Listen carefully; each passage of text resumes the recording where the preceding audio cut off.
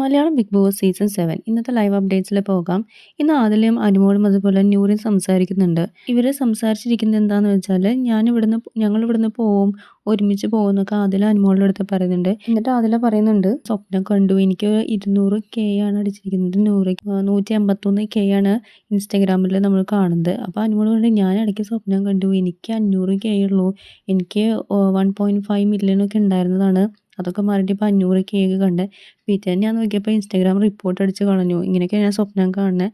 സ്വപ്നം കാണുമ്പോൾ എൻ്റെ മൂഡ് ഓഫ് ആവുന്നത്, ആകെ കട്ടായിട്ട് ഞാൻ ആകെ മിണ്ടാതൊക്കെ ഇരിക്കുന്നത് അതുകൊണ്ടാണെന്നൊക്കെ അനുമോൾ അതിലെടുത്ത് ഒരു കോമഡി പോലെ പറയുന്നുണ്ടായിരുന്നു. അതിനുശേഷം അനുമോൾ പറയുന്നുണ്ട്, നമുക്ക് സൺഡേ ഒരേപോലെ ഡ്രസ്സ് ഇടാം എന്നൊക്കെ പറയുന്നുണ്ട്, ക്രോപ്പ് ടോപ്പ്. അപ്പോൾ അതിൽ പറയുന്നുണ്ട്, ഞങ്ങൾ എന്തായാലും സൺഡേ പോകും, ഞാൻ ഉണ്ടെങ്കിൽ ഞാൻ ഇടാമെന്നൊക്കെ പറയുന്നുണ്ട്. അപ്പോൾ അനുമോൾ പറഞ്ഞു, അങ്ങനെയൊന്നും പറയല്ലേ, അങ്ങനെയൊന്നും പറയില്ല, നിങ്ങൾ എന്തായാലും ഉണ്ടായിരിക്കും എന്ന് പറയുന്നുണ്ട്. അതിനുശേഷം നൂറ പറയുന്നുണ്ട്, ഷാനവാസിക്ക് കുറേ മിസ്അണ്ടർസ്റ്റാൻഡിങ് ഉണ്ട്, അതൊക്കെ ഞാൻ മാറ്റി കൊടുത്തിട്ടുണ്ട്, കുറേയൊക്കെ മനസ്സിൽ വെച്ചിരിക്കുകയെന്ന് പറയുന്നുണ്ട്. അപ്പോൾ അതിൽ പറഞ്ഞു, ഞാനും പറഞ്ഞ് മനസ്സിലാക്കിയിട്ടുണ്ടെന്ന് പറയുന്നുണ്ട്. അതുപോലെ ഞങ്ങൾ കുറേ നേരം സംസാരിച്ചു, നല്ല രീതിയിൽ ലേറ്റ് ആയി, ഒരു 5 മണിയൊക്കെ ആയിട്ടുണ്ടായിരിക്കും സംസാരിച്ച് തീർത്തത് എന്ന് പറഞ്ഞു. അതിനുശേഷം അതിൽ പറയുന്നുണ്ട്, പുള്ളി എല്ലാതും തലയിൽ വെക്കാൻ നോക്കുകയാണ്, അതിൻ്റെ ആവശ്യമില്ല, എന്തായാലും ഇത് ലാലേട്ടൻ വരുമ്പോൾ എല്ലാം ഒരു സൊല്യൂഷൻ കണ്ടുപിടിക്കണം, ആ ഒരു മിസ്അണ്ടർസ്റ്റാൻഡിങ് മാറണം എന്നൊക്കെ പറയുന്നുണ്ട്.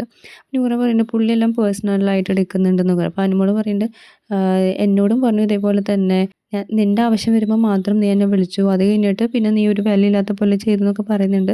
അപ്പോൾ അനുമോൾ പറഞ്ഞു, ഞാൻ അങ്ങനെ വിളിച്ചിട്ടില്ലല്ലോ, ഞാൻ അന്ന് ആര്യൻ്റെ കേസിൽ മാത്രം എന്നെ കാല് ചവിട്ടിയപ്പോൾ ഷാനവാസിക്ക് എന്നെ വിളിച്ചിട്ടുണ്ടായിരുന്നു, അല്ലാതെ ഞാൻ എപ്പോഴാണ് വിളിച്ചതെന്നൊക്കെ കുറച്ച് ആലോചിച്ച് പോയി, ഞാൻ ആകെ ഞെട്ടിപ്പോയി എന്ന് പറയുന്നുണ്ട്. അതിനുശേഷം അതിൽ പറയുന്നുണ്ട്, ഞങ്ങൾ രണ്ടുപേരുടെ കണ്ണൊക്കെ വീർത്തിരിക്കുന്നതെന്ന് ചോദിച്ചപ്പോൾ അനുമോൾ പറഞ്ഞു, നിങ്ങൾ രണ്ടുപേരും കരഞ്ഞോ എന്ന് പറഞ്ഞു, ഞങ്ങൾക്ക് കണ്ടില്ല നിങ്ങൾ കരയുന്നതെന്ന് പറഞ്ഞു. അപ്പോൾ നിങ്ങൾക്ക് രണ്ടുപേരും കരയാനറിയാമല്ലേ, അപ്പോൾ അനുമോൾ പറയുമ്പോൾ മാത്രമാണ് ഒരു പ്രശ്നമുള്ളൂ, നിങ്ങൾ കരയുമ്പോൾ പ്രശ്നമില്ലല്ലേ എന്ന് ചോദിക്കുന്നുണ്ട്. അന്ന് ലക്ഷ്മിയും മസ്താനും വന്നിട്ട് പറഞ്ഞു, മോട്ടിവേഷനൊക്കെ തന്നു, കരയരുതെന്നൊക്കെ പറഞ്ഞിട്ട് ഭയങ്കര ടിപ്സൊക്കെ തന്ന് ഇരുന്നിട്ട് പിറ്റേ ദിവസം മസ്താനി വന്നിട്ട് ഭയങ്കര കരച്ചിലായിരുന്നു എൻ്റെ അടുത്ത്. ഞാനാകെ ഞെട്ടിപ്പോയി.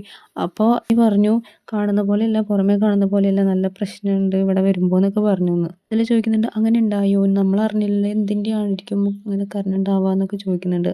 അതിനോടുകൊണ്ട് എനിക്കറിയില്ല എന്താ കാരണം, ഞാൻ പിന്നെ അത് ചോദിക്കാനും പോയിട്ടില്ല എന്ന് പറയുന്നുണ്ട്. ശേഷം പറയാം, നിങ്ങളൊരു ക്ലാസ് തന്നില്ലേ, മസ്താനി വന്നപ്പോഴും അതേപോലെ തന്നെ ക്ലാസ് തന്നിട്ടുണ്ടായിരുന്നു, പിന്നീടാണ് ഞാൻ കരയാതിരിക്കാനായിട്ട് ഭയങ്കര സ്ട്രോങ് ആയിട്ട് നിൽക്കാനായിട്ട് ഇരുന്നത്, അതുവരെ ഞാൻ പോകണമെന്ന് വിചാരിച്ചിട്ടുണ്ടായിരുന്നു, പിന്നീട് ഞാൻ കരച്ചിൽ നിർത്തി, പിന്നെ ഞാൻ ഭയങ്കര സ്ട്രോങ് ആയി, ആ ഒരു മാറ്റം എനിക്ക് അവർ വന്നപ്പോൾ കുറച്ചുകൂടി സമാധാനമായി എന്ന് പറയുന്നുണ്ട് മസ്താനിയും ലക്ഷ്മി. അതിനുശേഷം അനുമോൾ പറയുന്നുണ്ട്, നിങ്ങൾക്ക് ആർക്കും വരുന്നേക്കാളും പ്രശ്നം എനിക്കാണ് കൂടുതൽ പ്രശ്നങ്ങൾ വന്നിട്ടുണ്ടായിരുന്നത്, സ്വന്തം വരുമ്പോൾ മാത്രമേ മനസ്സിലാവുള്ളൂ, അന്ന് കണ്ടില്ലേ റെന കരഞ്ഞു, അത് ബോയ് ഫ്രണ്ടിൻ്റെ കാര്യം പറഞ്ഞപ്പോൾ, പിന്നെ ആര്യൻ്റെ കേസിലും, അപ്പോൾ ആൾക്കാർക്കൊക്കെ കരയാൻ പറ്റുന്നുണ്ട്. അപ്പോൾ അതിൽ പറയുന്നത്, ചിലവർ കരയില്ല, അങ്ങനെ തന്നെ നിൽക്കുമെന്ന് പറയുന്നുണ്ട്. എന്നിട്ട് അതിൽ പറയുന്നുണ്ട്, എനിക്ക് പറ്റില്ല, എനിക്ക് കരഞ്ഞില്ലെങ്കിൽ എൻ്റെ ഇവിടെ എനിക്ക് ഭയങ്കര വിഷമമായിട്ട്, എനിക്ക് ആകെ പറ്റാത്ത സിറ്റുവേഷൻ ആയിട്ടൊക്കെ വരും എന്ന് പറയുന്നുണ്ട്. അതിനുശേഷം അനുമോൾ പറയുന്നുണ്ട് അതിലയുടെ അടുത്ത്, നീ ഒരു പ്രശ്നം വരുമ്പോൾ ഇനി 2 സൈഡും കേൾക്കണം, ഒരാളുടെ സൈഡ് മാത്രം കേട്ടാൽ പോരാ, രണ്ടും മനസ്സിലാക്കിയിട്ട് വേണം പെരുമാറാനായിട്ടെന്ന് പറയുന്നുണ്ട്. അതാണ് എനിക്ക് ഇന്നൊരു പ്രശ്നം ഉണ്ടായെന്ന് പറയുന്നുണ്ട്. പിന്നെ അനുമോൾ ഒരു കാര്യം പറയുന്നതെന്ന് വെച്ചാൽ, അന്ന് ജിസേലിന് ആര്യൻ്റെ കേസ് വന്നപ്പോൾ എന്നെ വിശ്വാസം ഉള്ളതുകൊണ്ടാണ് നിങ്ങൾ എൻ്റെ കൂടെ നിന്നിട്ടുണ്ടായിരുന്നത്, പിന്നീട് അവിടെ എത്തിയപ്പോൾ നിങ്ങൾ മാറി. അതുപോലെ തന്നെ കൂടുതൽ അറിയുന്നത് ഞാൻ അബിയുടെ അടുത്ത് പറഞ്ഞിട്ടുണ്ട്, അബിക്ക് അറിയുന്ന കേസാണ്, പക്ഷെ അവിടെ നിന്നപ്പോൾ എല്ലാം മാറ്റി, എല്ലാവരും വേറെ രീതിയിലാണ് സംസാരിച്ചിട്ടുണ്ടായിരുന്നത്. എനിക്ക് ഭയങ്കര വിഷമമുണ്ടായി. പിന്നെ അതുപോലെ തന്നെ ഇവരൊക്കെ തന്നെയാണ് എൻ്റെ അടുത്ത് എന്താ ഉണ്ടായെന്നൊക്കെ ആക്ട് ചെയ്ത് കാണിക്കാൻ പറഞ്ഞത്, പക്ഷെ ലാലേട്ടന് മുമ്പിൽ വെച്ച് നിന്നപ്പോൾ അത് ഞാൻ ചെയ്ത മിസ്റ്റേക്ക് പോലെ ആയി എന്ന് പറഞ്ഞു. എന്നിട്ട് അനുമോൾ പറയുന്നത്, ഞാൻ നിങ്ങളോട് മാത്രമാണ് എല്ലാം പറഞ്ഞിട്ടുള്ളത്, പിന്നെ ഇന്ന് ഷാനവാസിക്കയുടെ കാര്യം കണ്ടില്ലേ, ആള് പുറത്ത് പറയണ്ടെന്ന് വിചാരിച്ച കാര്യമായിരുന്നു നെവിൻ്റെ കേസ്, പക്ഷേ ഇപ്പം അത് ഫുൾ പുറത്തേക്ക് വന്നു, അതെന്തുകൊണ്ടാണ് ഇപ്പം മനസ്സിലായോ, അത് ഓൾറെഡി അങ്ങനെ പുറത്തേക്ക് വരും, കാരണം നമ്മളറിയാതെ പുറത്തേക്ക് വരുന്ന കാര്യമാണത്. അതുപോലെ തന്നെയാണ് എൻ്റെ സിറ്റുവേഷൻ ഉണ്ടായത്, ഞാൻ അതുകൊണ്ടാണ് അത് പുറത്ത് പറഞ്ഞത്, അത്രയും മോശമായിട്ടാണ് ആര്യൻ എന്ന ആ ഒരു വാക്ക് എന്നെ വിളിച്ചത്. പുറത്തായിരുന്നെങ്കിൽ ഞാൻ ചിലപ്പോൾ അവനെ അടിച്ച് കൊന്നിട്ടാണെങ്കിലും കൂടി ജയിലിൽ ഞാൻ പോകും. എൻ്റെ ലൈഫിൽ ആദ്യമായിട്ട് ഇങ്ങനെയൊക്കെ ഒരാൾ പറയുന്നത് എനിക്ക് അത്രയും വിഷമമായി. അതിൻ്റെ സിറ്റുവേഷനിലാണ് ഞാൻ അവനെ പറ്റിയിട്ട് അങ്ങനെ ഒരു കാര്യം പറഞ്ഞത്, എനിക്കത് പറയാൻ താല്പര്യമായിട്ട് പറഞ്ഞതല്ല, അത് ആ ഒരു സമയത്ത് പറഞ്ഞു പോകുന്നതാണെന്ന് പറയുന്നുണ്ട് അനുമോൾ.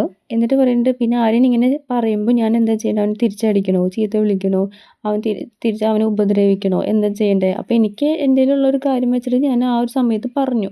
അത് ഞാൻ ഓട്ടോമാറ്റിക് ആ സമയത്ത് വന്ന് പറഞ്ഞു പോയതാണ്. എനിക്കതിൽ കൂടുതൽ തിരുത്താനില്ല. പക്ഷെ ഞാൻ അത് കണ്ടതിൽ ഞാൻ ഉറച്ചു നിൽക്കുന്നുണ്ട്. അതിലെനിക്കൊരു കാര്യം പറയാനില്ല.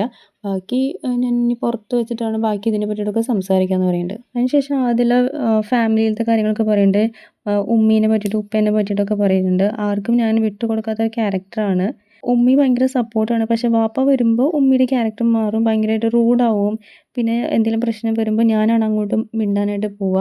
സപ്പോർട്ടൊക്കെ ചെയ്യുന്നുണ്ട്. പക്ഷെ ചില സമയത്ത് ഞാൻ ഒറ്റയ്ക്കായി പോകാറുണ്ട്. +1 +2 ഒക്കെ പഠിക്കുമ്പോൾ ഞാൻ കോപ്പി അടിച്ച് വല്ല ഓപ്പണായിട്ട് പറയാറുണ്ട്. പിന്നെ പഠിത്തത്തിൽ ഉമ്മി ഭയങ്കര സ്ട്രിക്റ്റാന്നൊക്കെ പറയുന്നുണ്ട്.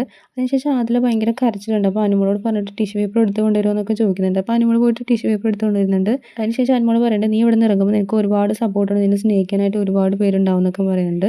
അതിനുശേഷം ആദില പറയുന്നത്, ഞങ്ങൾ ഇവിടെ വരാൻ നിൽക്കുന്ന സമയത്ത് പറയും അവരെ തടയാനായിട്ട് വന്നിട്ടുണ്ടായിരുന്നു എന്നൊക്കെ പറയുന്നുണ്ട്. അതിനുശേഷം ബിഗ് ബോസ് തന്നെ പറയുന്നുണ്ടായിരുന്നു ഇപ്പോഴത്തെ കാര്യങ്ങളൊന്നും ഒന്നും പറയരുതെന്നൊക്കെ ഒരു വാർണിംഗ് കൊടുക്കുന്നുണ്ടായിരുന്നു. അതോടുകൂടി അവരത് സ്റ്റോപ്പ് ചെയ്തു എന്നാണ് നമ്മൾ കാണുന്നത്. എന്തൊക്കെയായാലും ഇവരൊരു കോംബോ നല്ല രസമുണ്ട്. ശരിക്കും പറഞ്ഞാൽ 3 പേരുടെ അവർ തമ്മിലുള്ള ഫ്രണ്ട്ഷിപ്പ് നല്ല രസമുണ്ട് കാണാനായിട്ട്. എന്ത് പ്രശ്നം ഉണ്ടെങ്കിലും അവസാനം അവർ ഒരുമിച്ചാവുന്നുണ്ട്. കൂടുതൽ അപ്ഡേറ്റ്സുമായി വീണ്ടും വരാം.